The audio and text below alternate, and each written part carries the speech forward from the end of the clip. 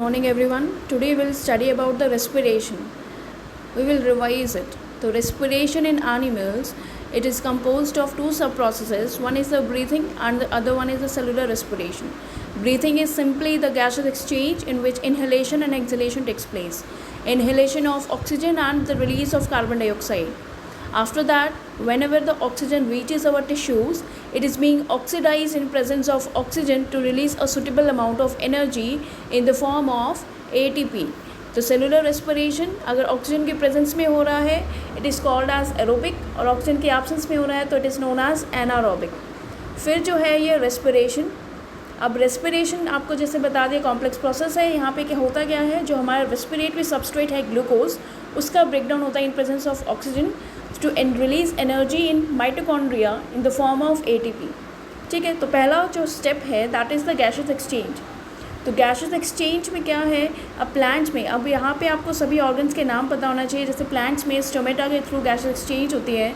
In case of animals, अपनी body की बात करें, we take mostly animals require oxygen as on inhalation. तो जितने भी यूनिसेलुलर ऑर्गेनिजम्स हैं वो एक्सचेंज करते हैं गैसेस को थ्रू डिफ्यूजन और from through general body surface. Insects हैं, उनके पास स्पाइरिकल्स होते हैं. एक्वेटिक ऑर्गेनिजम्स के पास में गिल्स. टेरेस्ट्रियल ऑर्गेनिजम्स के पास लंग्स होते हैं. अब जो टेरेस्ट्रियल ऑर्गेनिजम्स हैं उनके पास जो ऑक्सीजन है that is in free form present in atmosphere, और जो एक्वेटिक फिशेज़ हैं उनके पास जो ऑक्सीजन है बहुत ही कम अमाउंट में प्रेजेंट होती है और डिजॉल्व फॉर्म में वाटर में प्रेजेंट है. अब क्योंकि ऑक्सीजन का लेवल वाटर में कम है, that's why the rate of respiration is faster as compare to that of the terrestrial ones. Next जो आपको पढ़ना है that is the human respiratory system. And in this case human respiratory system में आपको इसका डायग्राम प्रॉपर आना चाहिए, इनके हर एक पार्ट्स, क्योंकि जो स्टार्टिंग होती है आपके ह्यूमन रेस्पिरेटरी सिस्टम के, इट इज़ फ्रॉम नॉस्ट्रल्स. जो एक्सटर्नल ओपनिंग है एयर को इनहेल करने के लिए that is your nostrils you are having. After that it will enter through your nasal passage provided with hair. उसके बाद कहाँ जाता है, फारिंग्स में जो कॉमन रेस्पिरेटरी और डाइजेस्टिव के लिए कॉमन पैसेज है. And after that larynx, your voice box, and then it's goes into the trachea, the windpipe. This windpipe is provided with rings of cartilage which provide its additional elasticity whenever we do vigorous respiration. तो trachea जो है आगे जाके divide हो जाता है दो tube like structures में called as bronchus, left and right bronchus. Left bronchus will enter into the left lung and the right one goes into the right lung. Lung के अंदर एंटर होने के बाद ये फर्दर ब्रेक डाउन हो जाते हैं इनटू सिंपलर बहुत सारे मल्टीपल ट्यूब्स में जिन्हें हम कहते हैं ब्रोंकियोल्स. अब ये जो ब्रोंकियोल्स हैं इनके एंड में प्रेजेंट होते हैं balloon like structures which are called as alveoli. जो मैक्सिमम जो सबसे ज़्यादा पर्टिकुलर ऑर्गन है फॉर गैस एक्सचेंज, सबसे ज़्यादा एल्वियोलाई पे ही इस पर क्वेश्चन आते हैं. After that here you are able to see a diaphragm. Diaphragm क्या है, एक मस्कुलर शीथ है जो लंग्स को एलिमेंट्री कैनाल के जो ऑर्गन्स हैं उनसे सेपरेट करती है. ठीक है, तो यहाँ आपसे पूछा क्या जाता है पर्टिकुलरली, अगर पार्ट्स को एक्सप्लेन करने के लिए पूछ लें तो नोस्ट्रल है एक्सटर्नल ओपनिंग की तरह जो एयर को अंदर भेजती है और उसके थ्रू अंदर एंटर करती है एयर. उसका काम क्या है, एयर को फिल्टर करना, क्योंकि वहाँ पे फाइन हेयर प्रेजेंट है नासल पैसेज में. नासल पैसेज में म्यूकस भी प्रेजेंट है जो ह्यूमिडिफाई करता है एयर को और माइक्रोब्स को किल करता है. फिर है फारिंग्स जो पास करता है एयर को ट्रैकिया तक. अब जो ट्रैकिया है it is also known as windpipe. इस पर रिंग्स ऑफ कार्टिलेज प्रेजेंट है जो क्या करेंगे, एयर पैसेज को कोलैप्स नहीं होने देते. एयर क्या करते हैं, पैसेज प्रोवाइड करते हैं एयर को लंग्स तक जाने का. फिर क्या आते हैं ब्रोंकाई. ब्रोंकाई क्या है, ट्रैकिया डिवाइड होते हैं दो ब्रांचेस में, उन्हें हम ब्रोंकाई कहते हैं. ब्रोंकाई जैसे ही लंग्स के अंदर एंटर करते हैं they will be divided into very very smaller tubes called bronchioles जो फाइनली टर्मिनेट होती हैं बहुत सारे एल्वियोलाई में. ठीक है, अब ये जो एल्वियोलाई या लंग्स हैं, ये एल्वियोलाई लंग्स के अंदर प्रेजेंट है, ये बैलून लाइक स्ट्रक्चर्स होते हैं और लंग्स में प्रेजेंट होती हैं जिनका बहुत लार्ज सरफेस एरिया प्रोवाइड करती है फॉर गैसेस एक्सचेंज. वॉल्स जो होते हैं एल्वियोलाई की, they are having an extensive network of blood vessels.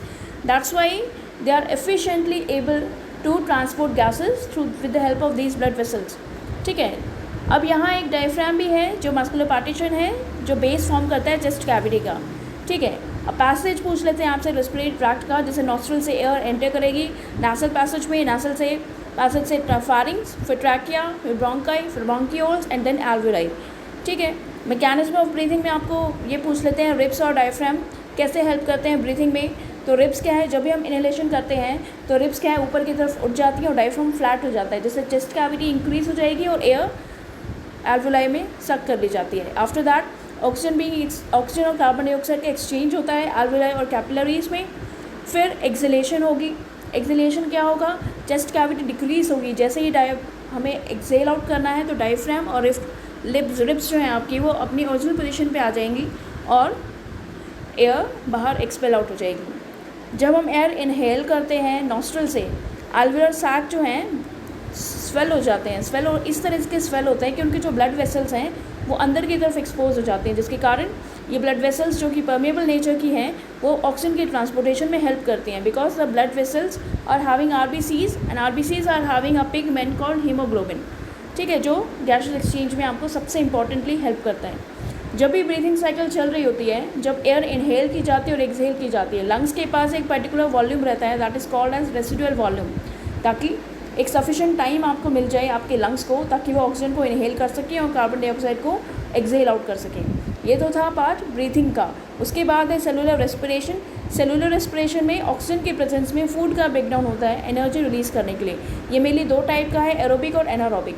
Aerobic हो चाहे एनारोबिक हो, पहला स्टेप इसमें कॉमन होता है जिसमें 6 कार्बन जो ग्लूकोज मॉलिक्यूल है वो ब्रोक होता है इनटू 2 मॉलिक्यूल्स ऑफ पैरुविक एसिड। कहाँ होता है, साइटोप्लाज्म में। अगर ऑक्सीजन की प्रेजेंस में है तो एरोबिक, ऑक्सीजन की एब्सेंस में है या कमी में है तो उसे एनारोबिक कहते हैं।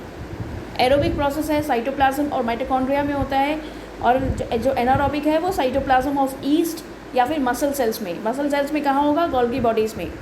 एंड प्रोडक्ट्स जो फॉर्म होते हैं एरोबिक में, कार्बन डाइऑक्साइड मिलती है हमें, वाटर, और बहुत ही लार्ज अमाउंट में एनर्जी रिलीज़ होती है, ऑलमोस्ट 36 ATPs।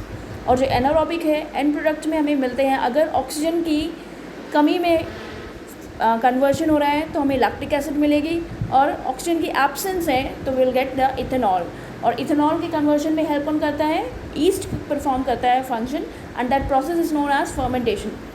ठीक है, यहाँ पे बहुत ही कम अमाउंट में एनर्जी रिलीज होती है, almost 2 ATPs।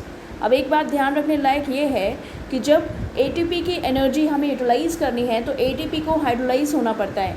In presence of water ATP get broken up into adenosine diphosphate and inorganic phosphate. ये जो इनऑर्गेनिक फॉस्फेट जो रिलीज़ होता है, this is providing us energy of 30.5 kilojoule पर मोल। और ये जो एनर्जी है, ये जो रिलीज़ हुई, ये कहाँ यूज़ हो जाती है, कॉन्ट्रैक्शन ऑफ मसल्स में, प्रोटीन सिंथेसिस में, ग्रोथ और डेवलपमेंट में।